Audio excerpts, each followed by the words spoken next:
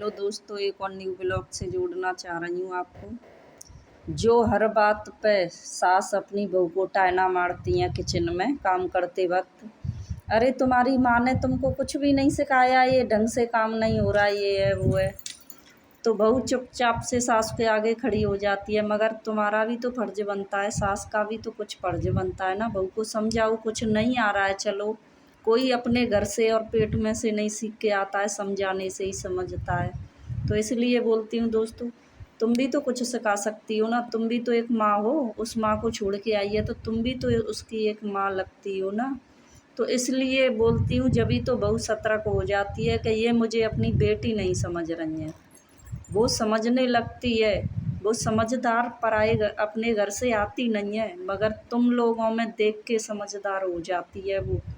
ये नहीं कहते हैं, कितनी भी सूदी लड़की हो वो ससुराल में आके देख देख के चतुर हो ही जाती है। क्यों?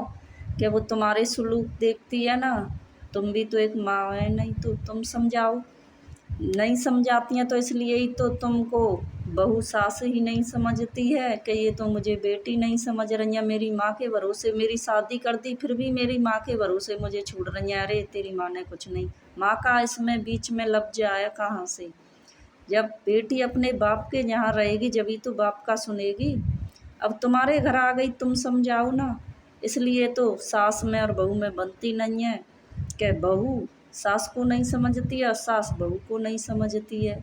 यही तो कहते हैं कि तुम में ही मैं ही नहीं बनेगी तो बाहर के तो तुम्हारी बातों को हंसी बनाएंगे ही ना। क्यों? कि जब घर में थोड़ी सी बाजती है तो बाहर के और ताली पीट पीट के हंसते हैं। ये माता और बहनों की मैं सभी से बोल